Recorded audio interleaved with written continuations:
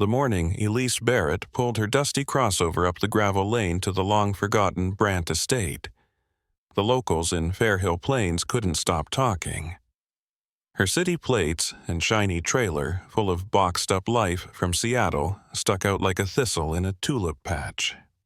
In a place where land was passed down like heirlooms and family names carved into mailbox posts hadn't changed since the Depression, the sight of a woman in her mid-30s with 2 kids and no visible husband was cause enough for all the wrong kinds of speculation. The Barretts were a mystery dropped into the center of a town that prized predictability above all else.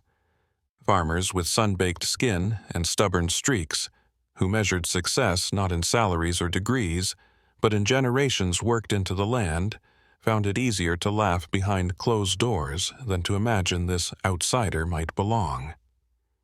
But what they failed to consider, what would prove to be their greatest misjudgment, was not that Elise lacked grit or vision, but that she was capable of far more than they ever imagined, and she hadn't come to Fairhill to play. The foothills that rolled beyond the Brant place shimmered under late March sun, the kind that warmed the soil just enough to stir dreams of planting. From the ridgelines to the lowlands, neatly furrowed fields began to show their stripes, early greens poking bravely through the ground as barns and silos, rusted but reliable, stood as monuments to lifetimes of trial and harvest. At the Fairhill Grange Hall, the annual spring sowing celebration brought together nearly every soul in the county. Long tables groaned beneath trays of baked beans, rhubarb crisp, and the kinds of casseroles only perfected by repetition and rivalry. Laughter spilled from weathered mouths, beer mixed with gossip, and the smell of tilled earth clung to the boots of men who hadn't changed their routine in decades. Among them was Clyde Jensen, patriarch of one of the largest corn producers in the region, whose reputation stretched back to the time of rotary phones and ration stamps. His hat, once black but bleached to gray, bore the Jensen Seeds logo and fit him like another layer of skin. "They tell me the Brant acreage is finally off the books," he muttered near the punch bowl, more statement than question. 3 years sitting idle. What a damn waste.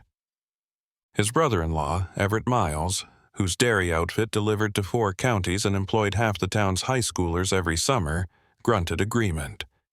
"Heard a woman bought it," Everett added. "Came into the feed shop yesterday asking about heirloom seed catalogs. Looked like she'd walked off a catalog page herself. Fancy jeans, no mud on the hems." It wasn't just the jeans. It was her questions, her city diction, her lack of context. Quinn, the man behind the counter at Miles Feed and Supply, had said she didn't even know her USDA hardiness zone. And she had kids with her, 2 of them, quiet, serious-looking children with oversized backpacks and the kind of posture that came from private schools and structured living. It made the others uneasy. The Brant place, with its collapsing silos and forgotten irrigation grid, wasn't a starter project. It was a graveyard for old ambitions, and no one who truly knew farming would pick it as their first fight. "Lady's got no husband with her," Quinn added, pouring a cup of lemonade more out of habit than thirst. "No real help either, except those kids. You know what that land needs, 60 grand in machinery just to scratch the surface. It ain't right throwing good dreams into bad soil." "She's from Seattle," someone offered. "Was some big tech exec until her company went belly up. Probably thinks kale and a chicken coop make her a farmer now." Murmurs rose with shared memory. They remembered the commune that flamed out in '99, the yoga farming venture in '05, and the graduate students who'd tried to grow mushrooms in the old Mitchell barn, left with debt and mold spores. Fairhill was a town that remembered its failures more than its hopes. But when the doors to the Grange Hall swung wide and a cool gust swept in, so did the topic of everyone's conversation. Elise stepped inside with her daughter Sophie at one side and her son Leo clutching her other hand. She stood tall, a neat ponytail tucked beneath a clean ball cap.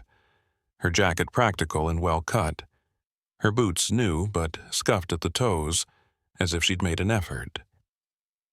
She scanned the crowd with eyes that had seen boardrooms and late-night flights, not just Pinterest boards and garden centers.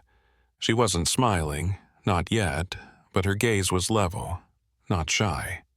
She walked forward into a room that had just minutes earlier wagered how long she'd last. "Afternoon," she said, voice calm but not apologetic.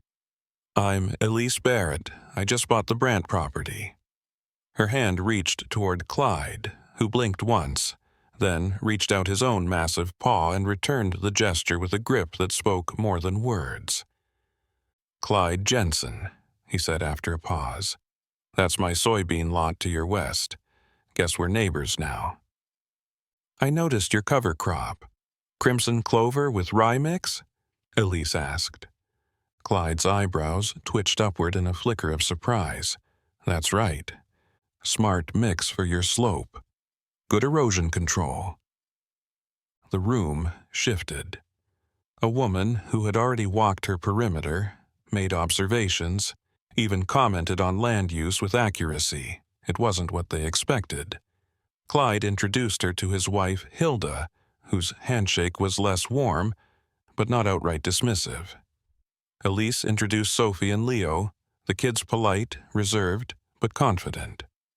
Sophie asked Clyde if he knew where she could get a current soil test, said they were planning on restoring the topsoil first, focusing on microbial health. That comment, oddly specific and entirely unexpected, hit the crowd like a pin in a balloon.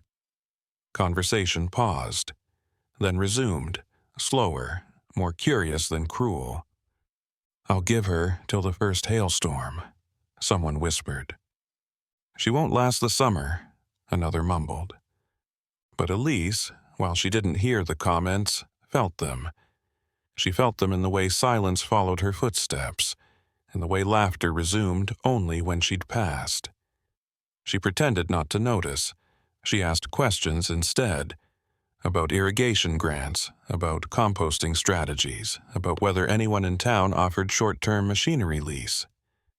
When she explained she'd spent 6 months apprenticing at a regenerative farm outside Madison after leaving tech, her voice didn't waver. "I'm not afraid of hard work," she said, "but I know I'm behind the curve. I didn't come here expecting an easy life. I came because I want to grow something real." The first offer of help came from an unexpected corner. Clyde's neighbor, Ed Morales, who'd lost 2 fingers to a baler back in the 90s and now mainly restored antique farm equipment, said he had an old rototiller that still ran. "It ain't much," he said, scratching his beard, "but it'll do until you get something better." "Thank you," Elise said sincerely. "That means a lot." And it did. It was the first crack in the wall.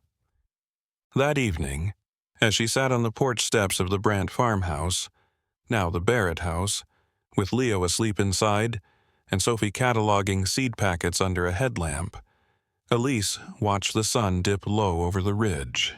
The roof still leaked, the barn smelled like rats and mildew, and the soil reports weren't promising.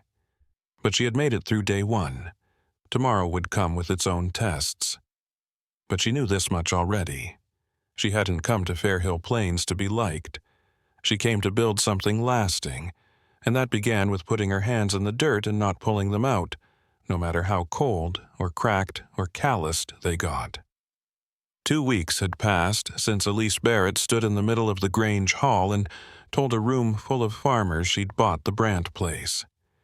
In that short time, she'd discovered more about soil pH, irrigation line leaks, broken machinery, and rural skepticism than in all the prep books she'd scoured during her brief Wisconsin apprenticeship. The farmhouse still echoed with the sounds of disrepair, a furnace that groaned like it resented waking, floorboards that creaked as if sharing old gossip, and plumbing that hissed more than it flowed. But Elise had learned to live with the sounds. They felt almost like company. What gnawed at her more than the slow-dripping kitchen sink or the smell of must in the crawlspace was the way the wind carried other people's doubts. Doubts that settled into her fields like fog. She stood now near the edge of the vegetable plot she'd mapped with Sophie one afternoon using graph paper and sticks.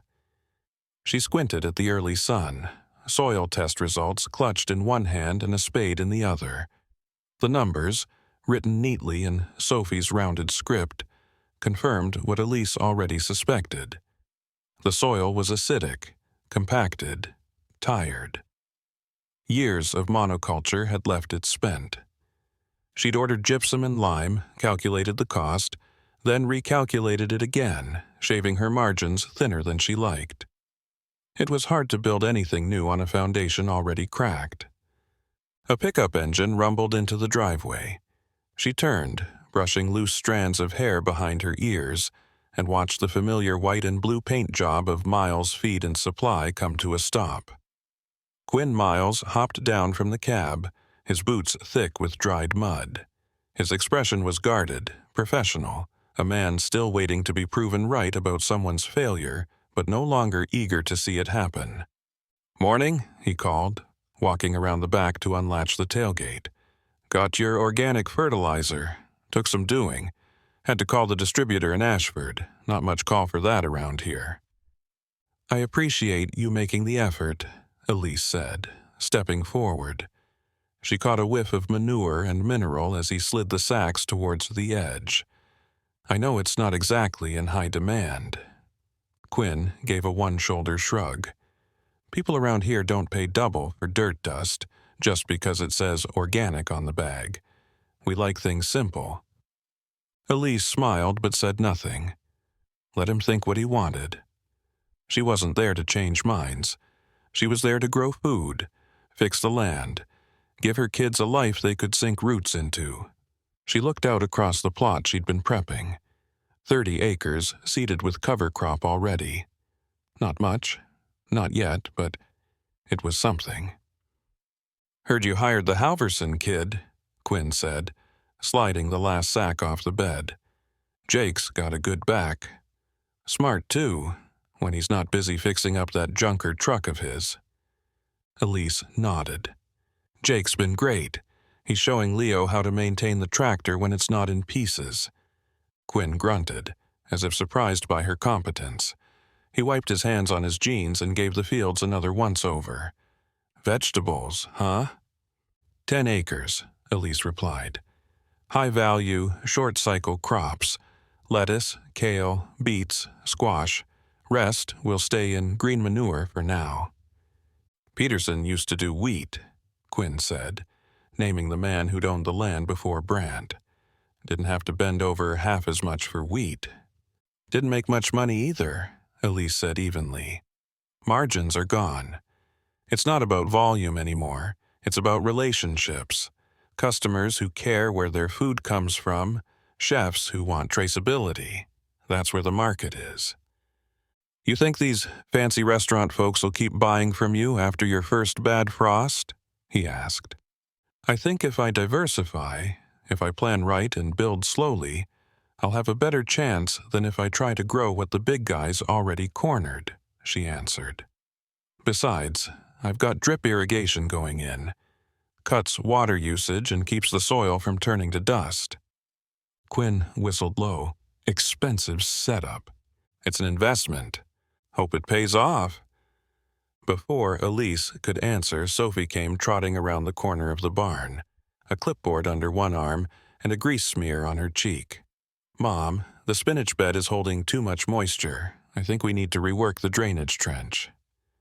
Elise glanced at Quinn, whose face showed the faintest flicker of something that might have been amusement or something harder to read.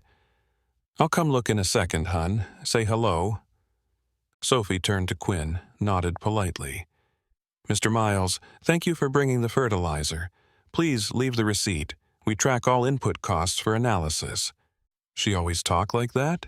he asked. "She always does," Elise replied, her smile inching wider. "Wants to be a soil scientist."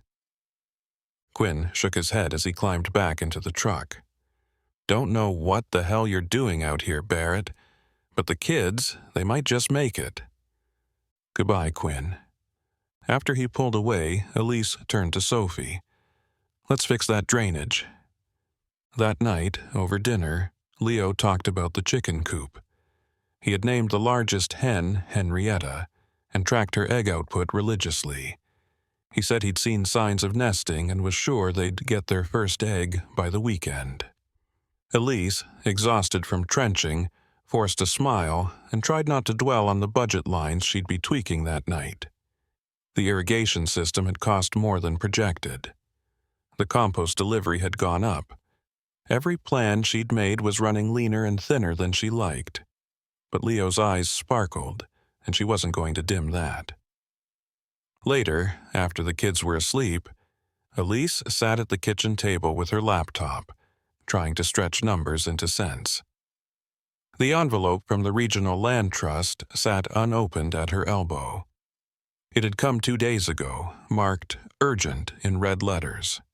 She knew what it was, a reminder that the water rights tied to the Brandt property were drawing attention.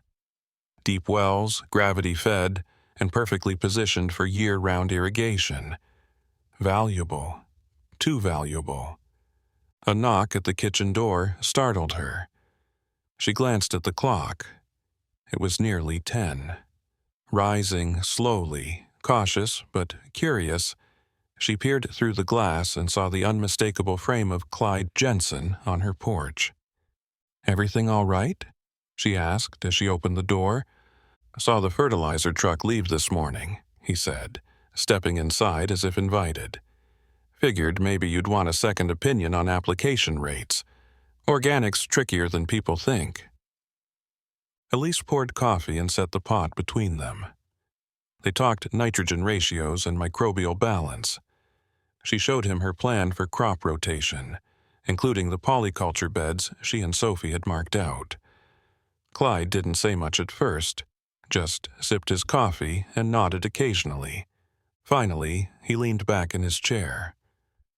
"Heard something you should know. Fella from Meridian Land Holdings came around. Same outfit trying to buy up parcels around the valley. They're looking at your place." Elise didn't flinch. "They already made an offer. 30% over appraisal." "That's because they want your water," Clyde said flatly. "Brandt's wells go deeper than anything else in this valley. Once they get those, they've got the leverage." "I'm not selling," she said. "Good," Clyde replied. "But be ready, they'll pressure you. Friendly at first, then less so." "They already tried," Elise admitted. "Man in a suit came by.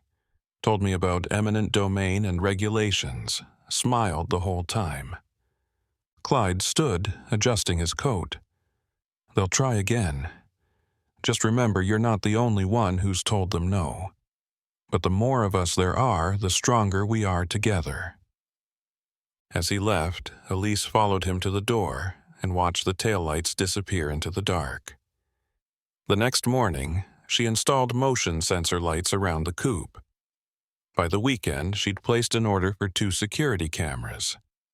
3 days later, just before dawn, Leo ran into the house crying. Elise bolted upright, heart in her throat. "The chickens," he sobbed. "Something happened to the chickens." Elise sprinted out barefoot, Sophie behind her, robe flapping in the wind. The coop was in shambles. Feathers scattered, 6 hens dead. No sign of a fox or raccoon. Just a fine white dust sprinkled around the feed trough. Jake came that afternoon with a grim look and a long face. "I've seen that before," he muttered, crouching low near the spilled feed. "Someone poisoned him." "Why?" Jake stood slowly. "Same reason they knocked over those beehives over in Talbot County last year. Same reason Mrs. Loring had her fence cut just after turning down a land offer. They want you gone." Elise gathered Leo in her arms and held him close as he wept. Sophie stood silently, arms crossed, eyes fierce. That night, Frank Jensen, Harold Miles, and even Bill Thompson arrived. Without asking, they set up floodlights, fixed the fence, and brought 12 replacement hens. Bill handed Elise a carton of fresh layers and said only, "No one messes with our people. Not like this." Elise didn't know what to say. She had no words big enough to match the moment, but as she looked around the yard, now bathed in warm light from the truck beams and ringed by neighbors who had once doubted her, she realized she wasn't alone anymore. That was how it happened. Quietly, firmly, beneath a sky full of stars. The outsider became one of them. The Monday after the chicken coop incident, Elise Barrett stood at the edge of her vegetable rows with dirt under her fingernails and tension in her shoulders. The fields, softened by weeks of careful amendment, were finally beginning to yield results that could be measured not just in soil tests but in shades of green. Lettuce was crisp and already selling to locals through backdoor word of mouth. The carrots had just begun to crown, their leafy tops swaying lightly in the early June breeze. The radishes were on their second round, and the kale, her daughter's pet project, was deep and curly and strong. Everything was moving, slowly but unmistakably, in the right direction.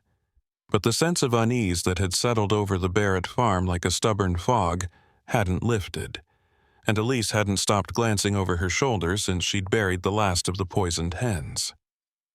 The security cameras now dotted the property, discreet but visible, blinking red like sentinels. Frank had helped install them, along with Harold and Bill, who'd shown up uninvited one evening with tools and an armful of rechargeable batteries.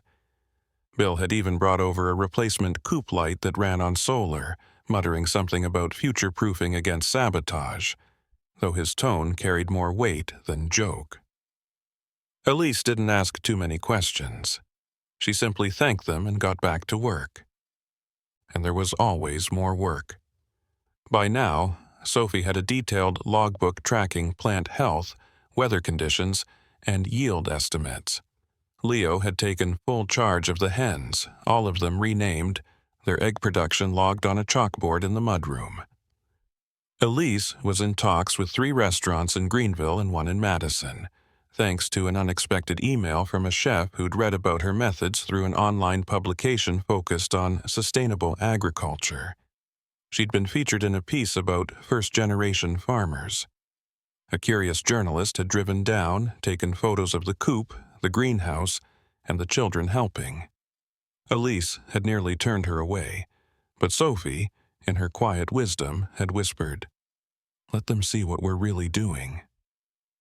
The article hadn't drawn national attention or anything grand, but it had brought enough eyes to trigger inquiries. Chef Leone, owner of a slow-food eatery in downtown Madison, had asked if he could visit. Elise, uncertain if she was ready but unwilling to turn away opportunity, had agreed. He arrived in jeans and boots, not a white coat, and walked her rows with the reverence of someone who truly understood food's origin. By the time he left, they'd shaken hands over an agreement to supply greens, carrots, and eggs for his summer menu. "You've got something special here," he'd told her, standing near the greenhouse where Sophie's tomato starts were already fruiting. People don't just want organic anymore. They want story, authenticity. This place is real. She replayed those words in her mind often, especially at night when exhaustion set in and self-doubt came creeping back. She clung to those affirmations like a rope when the costs stacked higher than the income. The irrigation system had eaten half her budget. Repairs to the outbuildings had taken the rest. She was floating just above empty, waiting for the first real harvests to bridge the financial gap. And though the restaurants were promising, their checks wouldn't come until produce was delivered, and every day she had to gamble just a little more on the weather, the insects, the fragile biology of a healing piece of land. On Thursday, Elise sat at her kitchen table with Frank and Harold. both men sipping coffee as if it were the most natural thing in the world to be planning cooperative crop distribution with the woman they'd once pegged as a short-term experiment. "You're reaching your limit," Harold said, tapping her spreadsheet with one large finger. "Even with Jake and the kids, you can't fulfill these orders on your own. You're going to need more bodies, or more land, or both." "There's land," Frank said thoughtfully. "Rodriguez family over near Hill Springs got 5 acres of unused pasture. They've been talking about shifting to veg, no restaurant contacts, but good people. Organic for over a decade." "Would they be open to a cooperative model?" Elise asked. "Shared branding, same soil practices, consistent record-keeping." Frank shrugged. "They might, if it meant better prices and consistent buyers. Most folks around here sell to co-ops or wholesalers. Doesn't pay like direct market." "Then let's talk to them," Elise said, feeling something unfamiliar swell in her chest. Momentum. That afternoon, she drove the short road out to the Rodriguez farm, Sophie beside her, notebook in hand. They passed the property slowly, admiring rows of blackberry bushes and a weathered sign advertising honey. Maria Rodriguez met them in the drive, wiping hands on a towel. Her husband, Jamie, followed, holding a shovel. Both listened carefully as Elise explained her model, her contracts, her vision for a local, high-integrity supply line from small growers to high-end buyers. Maria asked sharp questions about payment structure, quality control, and traceability. Jamie nodded throughout, then added, "If we do this, it has to be under one name, one farm identity. Everyone has to uphold the standards." "Mitchell Valley Growers Cooperative," Sophie said softly, flipping her notebook around to reveal a logo she'd drawn, a basket of vegetables with rolling hills in the background. Elise blinked in surprise. "You just made that?" she whispered. Sophie shrugged. "Been working on it." They left that afternoon with the beginnings of a partnership. By the end of the week, they had 3 other interested families, including a cousin of Bill's and a small orchardist Diane Collins had introduced them to. Elise began drafting contracts, using language pulled from the online resources she'd been collecting since December, and took meetings at the library internet terminal, since her satellite connection still dropped half the time. Every hour not in the field was now spent at a keyboard or on the phone, negotiating, confirming, organizing. The Barrett farm was becoming more than just a homestead. It was becoming a hub. Of course, not everyone approved. A black car parked at the edge of her property on a warm Sunday morning. Elise spotted it while carrying compost buckets to the greenhouse. The man who stepped out was unmistakable.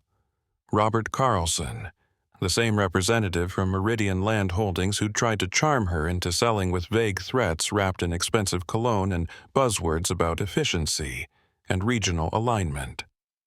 He walked toward her without waiting for an invitation.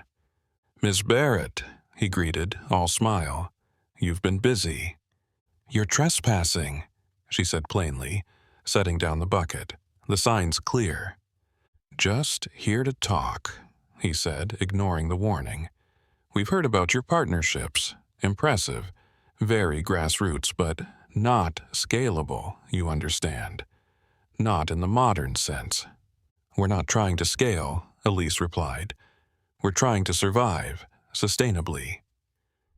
He sighed, as if her vocabulary tired him. "We're offering you a chance to do more than just survive. Our proposal still stands. We'll buy the land, cover your debts, even let you continue managing this cooperative under our umbrella, with backing. You want my water rights," she said. "You want the land, not the farm. And you want to strip it of what makes it matter." Carlson's face tightened. "Meridian doesn't like uncertainty, Ms. Barrett. You're creating friction. That chicken coop incident, unfortunate. but some might say you invited it with your resistance. Are you threatening me? Just reminding you that in business, decisions have consequences. Elise stepped forward. Then here's mine. You're done here. I'll take this to the sheriff if I see your car on my land again. Carlson's smile vanished. You're making a mistake. This romantic idea of farming, it doesn't last.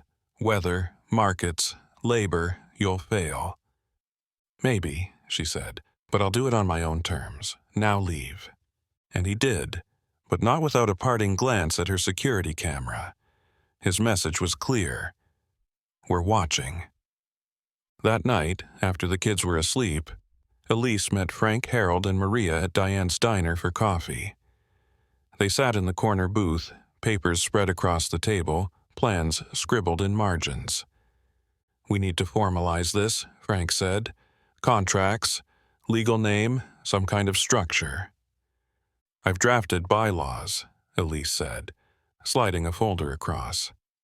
Non-profit cooperative. Each farm holds a vote. Shared branding. Common sustainability metrics. Harold raised an eyebrow. And marketing. I'll handle it. Sophie's designing a website. We've got stories to tell.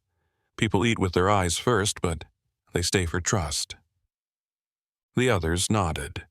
A local high schooler passed their table, delivering pie slices and refills, and paused to ask Elise if she needed help hauling crates next week.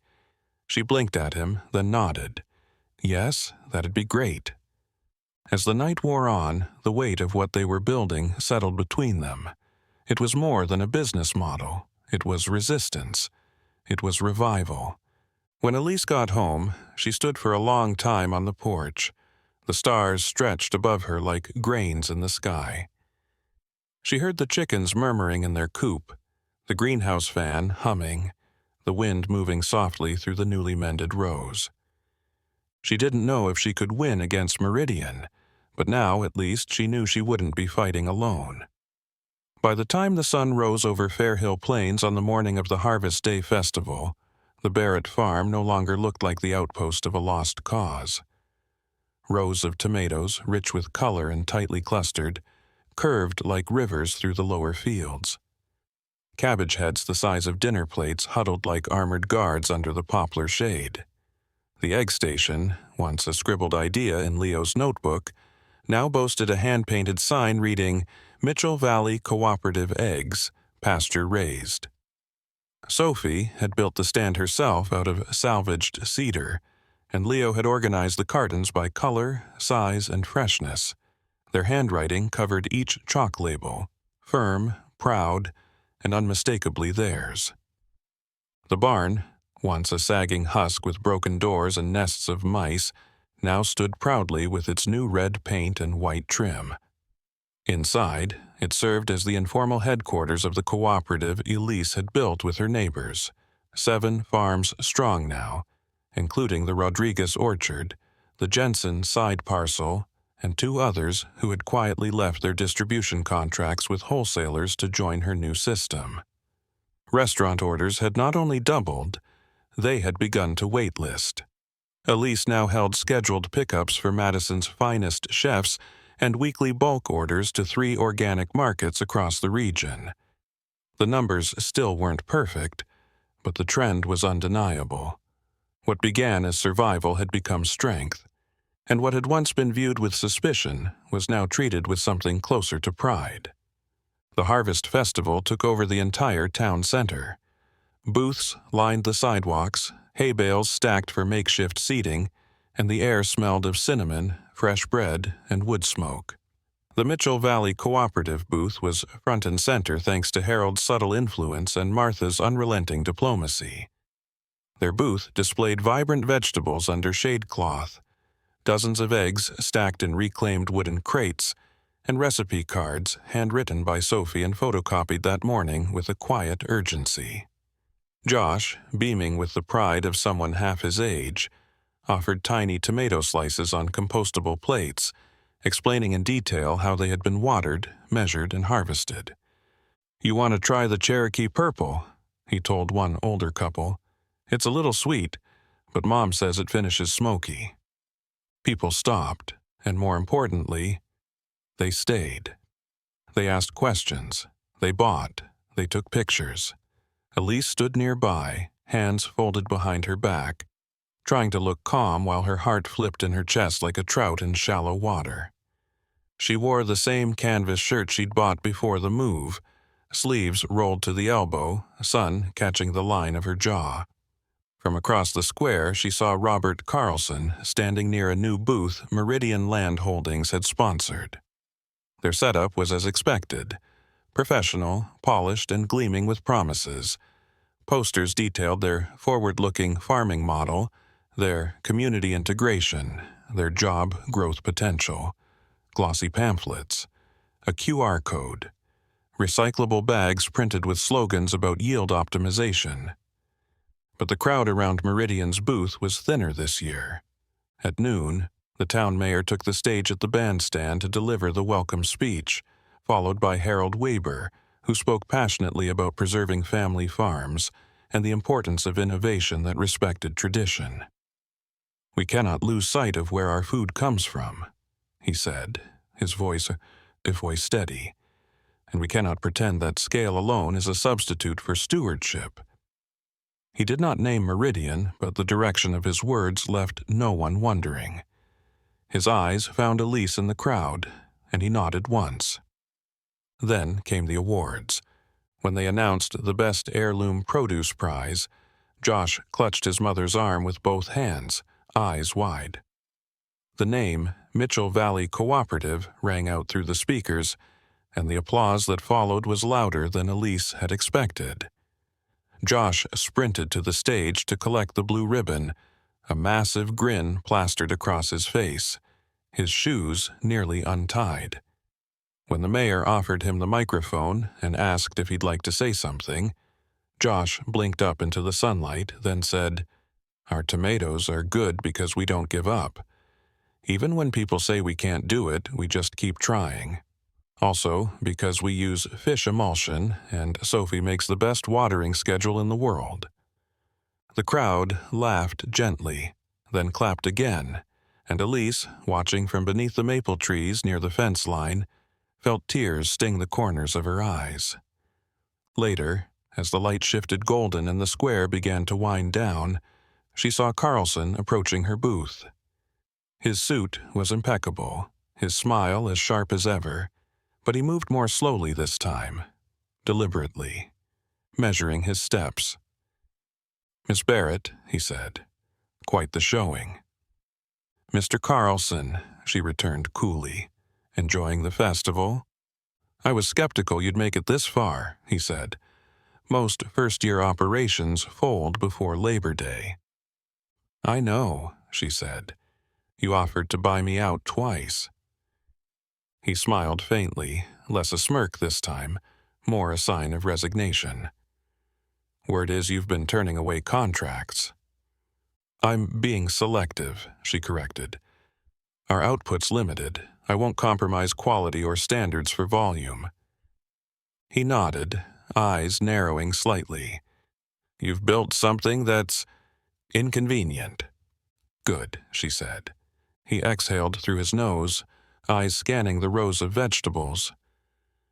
"There's talk," he said, "that Meridian might pivot, that our board's looking at regional integration, decentralized sourcing, that what you've done here could be part of that." "I'm not interested in a buyout," Elise said firmly. "I'm not offering one," he said, and for the first time his voice lacked edge. "I'm saying the world might be changing. Maybe not as fast as you want, but changing nonetheless. People are watching this little town now."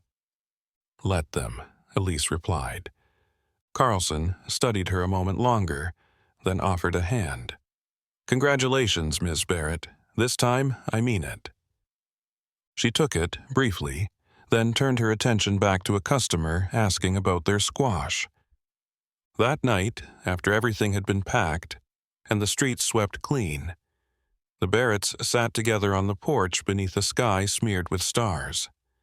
Sophie had her head resting against Elise's shoulder, her body warm from the day, and Leo was asleep already, his prize ribbon clutched in his fist, resting in his lap like a flag. "You did it, Mom," Sophie whispered.